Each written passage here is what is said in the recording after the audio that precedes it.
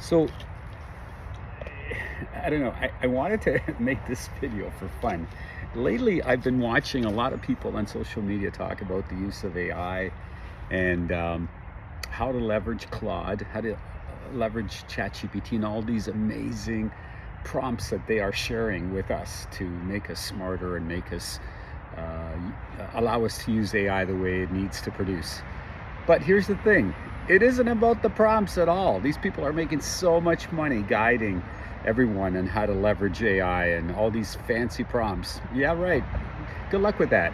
You know, I've been using AI now for about a year and I've been having a lot of fun with it, but I've been producing a lot of good stuff. But here's the thing, I'm pouring 45 years of experience into AI and telling AI what it needs to look for, what it needs to include, what it needs to think about, and some of the rules and business models and business practices that I've mastered and used in the real world for all these years. And that's what's making the difference. Not just knowing a prompt. A prompt doesn't do anything. It just says to AI, hey, go and pretend you're this guy and give me your opinion on this stuff. So I've done that on occasion, right? And I get this normal AI looking feedback that looks pretty good. Then I start pouring my expertise into it and I go, well, what about this? And AI goes, oh, wait a minute. With that element in place, everything has changed. AI actually says, I didn't know that was part of the review. Now that I know that, my opinion and my recommendation is 100% different. It actually says that. And then I go, okay, let's dwell on my direction. Tell me what you think now. And AI gives me a totally different perspective. And then I say, okay, have you considered the following based on experience that I know to tell it? And AI goes, oh, I had not considered that at all. Now I'm going to give you a totally different perspective again. I do that for about an hour, feeding it my intelligence on a topic. A lot of intelligence, a lot of experience, a lot of case studies that are similar in nature that I've seen, that I've dealt with my own practice in business over the years.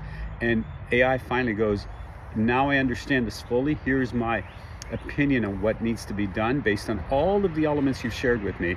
And here's a structured analysis and report of what I think you need to present based on your pursuit. There's no way that would have happened without feeding it a ton of experience and a ton of expertise in a given topic. Most of the topics that I play around with are the ones that I know really, really well. And that works for me. I'm looking at the way this happens, and I'm looking at the amount of experience that I pour into every AI prompt. So much knowledge and so much depth into a given business practice. And I say to myself, how do these people think they can do this with just a simple prompt? And what are they really getting back from AI? They're getting back this generic AI sounding statement that any expert in the field reads and goes, oh my God, is that ever AI? You need to know what you're doing in order to leverage AI. You can't just leverage AI and get away with it on important life-changing elements that these people say they can help you achieve. None of that matters. None of that works. Yeah, you need to be a prompt engineer, but you need to be the engineer behind the prompt. That's my opinion of AI. So recently, I had fun with a prompt that I saw on social media. And the prompt said, what would happen if you were to ask ChatGPT to look at your work with chat over the last number of weeks or months or years, whatever amount of time you've used it, and to tell you what it thinks about you. But this example that I saw online was a couple of sentences. So I never like to do things that are not way more complex, complete, and all-encompassing of a prompt engineer's attempt to get the very best out of AI.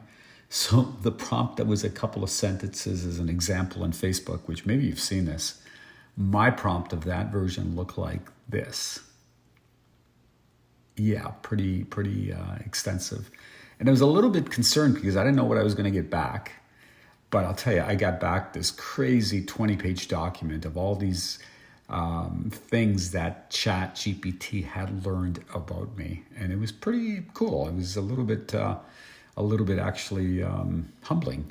But the thing that is summarized in that long report, I've asked ChatGPT to put it in point form here, and you can see some of the items that were identified that are nice to see. But look, the bottom line is 45 years of running a real business sits behind every prompt I write. I treat AI as a working partner, never a magic machine, and I define the task before I ask for the output. The audience, the tone, the stakes, constraints, and use, all of that. I bring the judgment, and AI brings me the speed that I didn't have in the past. That is really cool.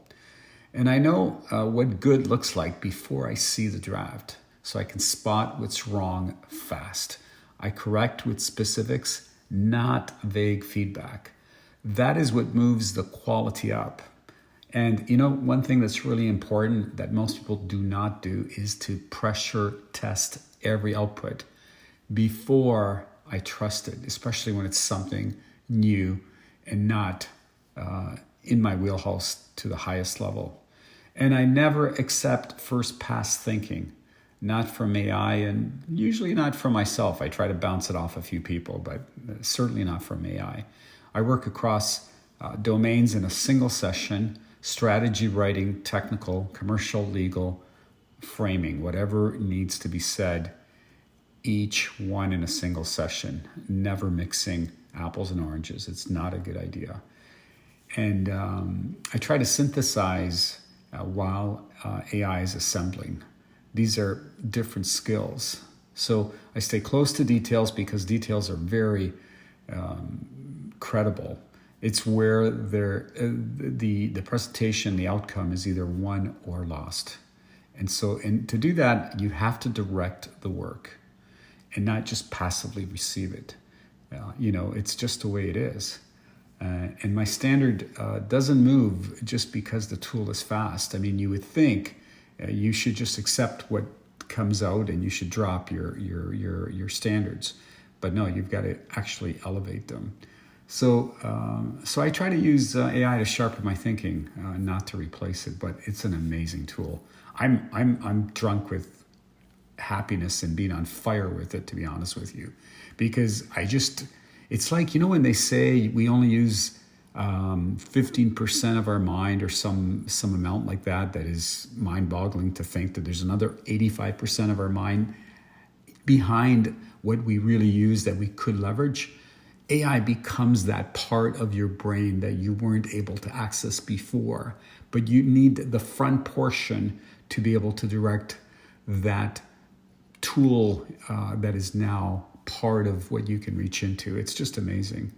So the output has to have my name on it. It cannot have an AI, loud flag on it. That's the way it is. And I'm excited to tell you about this. It's just something that I was hoping to record because I think the shoe's going to drop. And there are going to be people who can use AI and produce, and there are people who are going to be run over by it and eliminated. So it's scary, but it's also exciting. Thanks for watching.